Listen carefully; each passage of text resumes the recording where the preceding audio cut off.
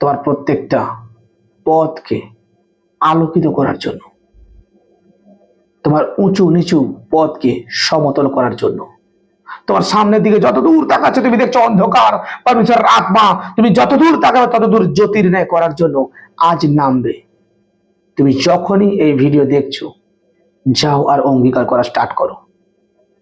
প্রভুর কাছে বিনতি করো, বিনতি করো প্রভুর কাছে, অনুরোধ করো প্রভুর কাছে, ক্ষমা চাও, পরমেশ্বর তোমাকে ক্ষমা করবেন।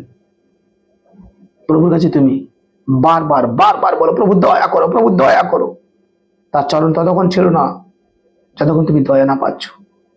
যাও আজ রুমের দরজা জানালা বন্ধ করো, প্রভুর কাছে বিনতি করো, প্রভুর কাছে আজকে যাও।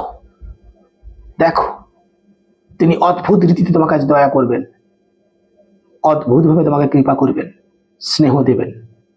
আমি আমার পিতাকে জানি, যে কেউ তাকে বিশ্বাস করে পরমেশ্বর তার জীবনে অদ্ভুত ভাবে কার্যকারী করেন। প্রভু তার জীবনে অদ্ভুত ভাবে দয়া করেন, অদ্ভুত অদ্ভুত ভাবে। তাই আজ যাও আর পরমেশ্বরের স্নেহকে আজ একসেপ্টেড করো, জীবনের সেরা মুহূর্ত আজ করে তোলো এবং আজ পাপ থেকে মনকে ফিরাও। আগামীকাল নয়, আজ পাপ থেকে মনকে ফিরাও। আমি তোমাকে সত্য সত্য বলছি, যিশু তোমায় ভালোবাসে, প্রভু যিশু তোমাকে গ্রহণ করার জন্য অপেক্ষা করছে। প্রভু যিশু তোমাকে সুস্থতায় রাখতে চায়, তোমাকে রক্ষা করতে চায়, তোমাকে বাঁচাতে চায়। প্রভু যিশু তোমাকে সর্বদা আগলে রাখতে চায়।